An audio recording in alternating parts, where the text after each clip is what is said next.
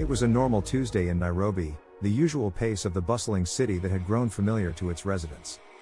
The morning rush was in full swing as cars clogged the streets, people hurried into their offices, and the warmth of the sun slowly crept across the city.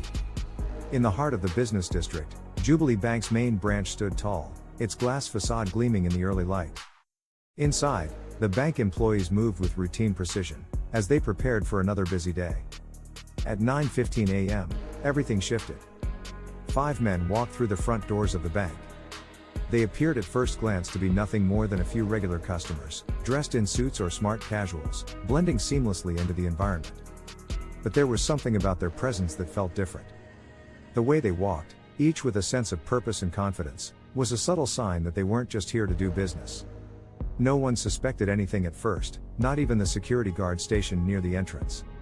After all, the bank was located in a well-protected area, with cameras monitoring every corner and high security measures in place. It was just another morning, and customers came and went without any sign of the violence that was about to erupt inside. The employees went about their tasks, serving clients, processing deposits, and answering queries. But as the clock struck 9:20 a.m., the atmosphere in the bank changed in an instant. Without warning, one of the men, the leader of the group, pulled a pistol from under his jacket and pointed it at the nearest employee. "Everyone on the floor, now!" he barked. His voice was calm, authoritative, with an edge that sent a shiver down the spine of every person within earshot. The group moved swiftly, taking control of the space with alarming precision. 2 of the robbers rushed to the counter, pushing employees back, while another moved to the bank manager's office. Kato, the leader of the group, kept his eyes on the movements of the staff and customers, making sure no one attempted to reach for a phone or make a sudden move. The masked robbers continued to move with the same exactness, gathering all the staff together and making it clear that they were in charge now. "Don't try anything stupid. You won't get hurt if you cooperate," Kato said, his voice smooth but laced with the threat of violence. He scanned the room, noting the fear in the eyes of the employees, the customers frozen in place, too terrified to speak. The entire bank had gone quiet, the hum of daily life replaced by the tense silence of a carefully orchestrated heist. One of the robbers, dressed in a business suit, approached the head cashier, a young woman named Grace, who stood behind the counter, shaking. "You're going to open the vault for us," the man instructed her in a low voice. Grace's heart raced in her chest. She glanced around, taking in the faces of her colleagues and the customers, their panic palpable. Sweat beaded on her forehead, but she stood still, her hands trembling as she nodded. As she moved to unlock the vault, she could feel the presence of the robbers closing in behind her. Kato watched intently, making sure everything went according to plan.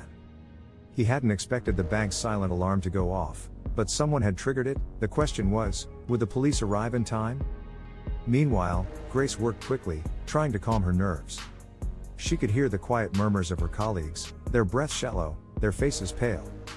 The vault door creaked open, and the robbers moved in. The leader, Kato, followed the other men inside, instructing the cashier to fill several duffel bags with stacks of money. The operation was going smoothly, too smoothly. Outside the bank, Nairobi's busy streets continued without interruption, unaware of the crime unfolding inside. But something was about to change. In the back office, Lydia Mutiso, a seasoned detective with the Nairobi Criminal Investigation Department, had just finished her morning briefing. She was looking over her reports when she heard the first sirens blaring outside. At first, it didn't seem unusual. Police sirens were a frequent sound in Nairobi. But as the sound grew louder and closer, something told her this was different. Something was happening, and it had to be dealt with quickly. As the police began to respond, Kato's men were loading the stolen cash into bags, their movements becoming more frantic. The heist had been flawless up until now. They were nearly done. But Kato's calm exterior began to crack. He knew the police would be here soon. He knew this part of Nairobi was heavily monitored, and he couldn't afford to let anything go wrong. He moved quickly, barking orders to his team to exit the bank as fast as possible. The robbers made their way toward the front doors, but just as they reached the exit, the blare of police sirens grew louder. There were too many police cars approaching the bank, and they were too close. Kato cursed under his breath. His team scattered, rushing in different directions. The plan was falling apart. But there was no turning back now. They had to get out. In a rush of adrenaline, the robbers bolted from the bank, running into the busy Nairobi streets, firing warning shots into the air to clear a path. Civilians screamed and dove for cover. The robbers, knowing they were on borrowed time, sprinted toward waiting cars. The getaway plan, which had been meticulously planned, was falling apart at the seams. The police arrived moments later, blocking off all exits, but the robbers had already split up. Some took off in vehicles, while others darted down side streets, hoping to lose the authorities in the city's labyrinthine alleys. The streets were a blur of action, sirens blaring, people running for cover, and the sound of distant gunshots as the police attempted to regain control of the situation. For a moment, the city held its breath. Would the robbers escape? Or would they be caught? Lydia, having just arrived at the scene, immediately took command, organizing the officers on the ground. "We need to cover all exits," she barked. "Keep your heads down. The last thing we need is to make a civilian casualty out of this." As the police fanned out, they realized the robbers were well prepared. The vehicles they used were stolen and had false license plates. They had planned this robbery meticulously, using every resource at their disposal to make sure they couldn't be traced.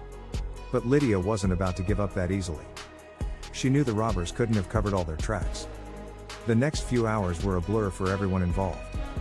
Grace, the young cashier who had been forced to open the vault, sat in the bank's back office, shaken. She had done everything they asked of her, but the horror of the robbery had taken its toll. Police had taken her statement, but she could barely remember what she had said. All she could think about was the faces of the robbers, their eyes hidden behind masks, but their voices and commands ringing in her ears. Meanwhile, Lydia and her team worked tirelessly, piecing together the information they had gathered.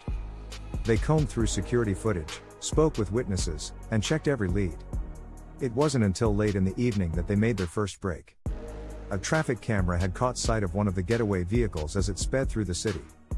The investigation picked up pace, and by the following morning, they had tracked down one of the robbers, David. He was found hiding out in a safe house on the outskirts of Nairobi, alone and terrified. He had been on edge ever since the robbery, and his nerves finally gave way under questioning. He cracked and provided the police with vital information about the rest of the crew. With David's cooperation, the police were able to track down the remaining robbers. Hours later, they cornered Cato in a rundown warehouse just outside the city. The standoff was tense. Cato, a man who had masterminded the entire operation, knew the police were closing in on him. His options were limited. He could try to fight his way out, or he could surrender. He chose the latter. The moment Cato was taken into custody, the city let out a collective sigh of relief. The danger was over, but the scars of the robbery would remain. The money was recovered, and the robbers were arrested, but the repercussions of the crime rippled through the city for weeks. The story of the Jubilee Bank robbery, with its meticulous planning and high stakes, dominated headlines for days. Grace, the young teller, was hailed as a hero for her quick thinking in activating the silent alarm. But the trauma she experienced that day lingered. She knew she would never be the same, but she also knew she had done the right thing. It wasn't just about the money, it was about the people who had been affected. It was about the city she loved, and the fight to make it a safer place.